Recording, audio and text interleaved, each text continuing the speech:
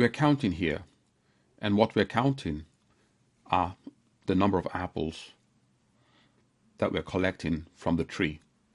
We may have a number of trees, so we may end up collecting a lot of apples. If we look at the list in front of us, what we're seeing in this list are some numbers. And what these numbers represent are the count for the apples.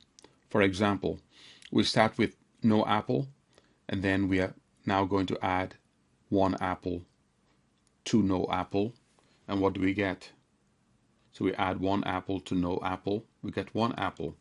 So we bring that one apple down here, and we add one more apple to that apple, and we get two. We bring the two over here, and we add this one apple to the two, and we get three.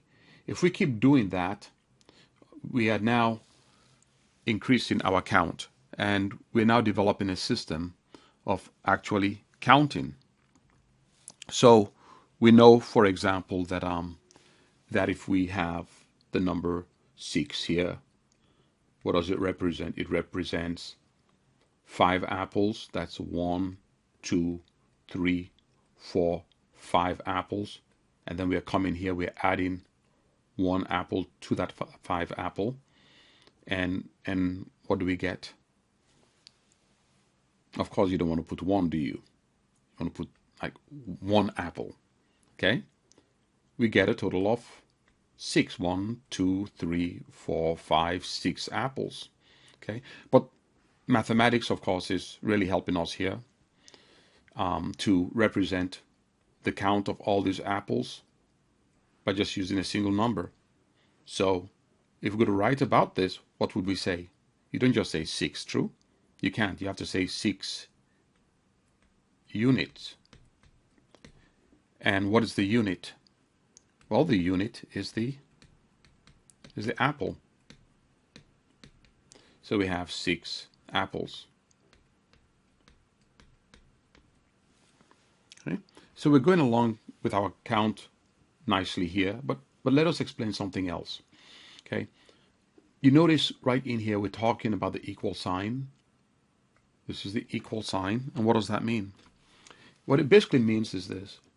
It means that when you have an equal sign like this, whatever you have on the left of the equal sign is equal to what you have on the right of the equal sign.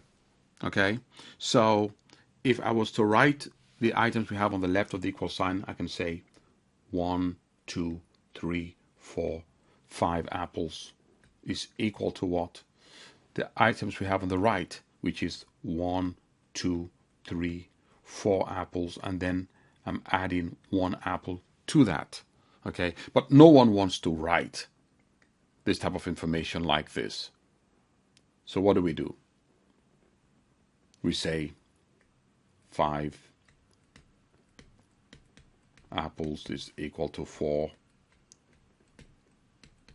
apples plus 1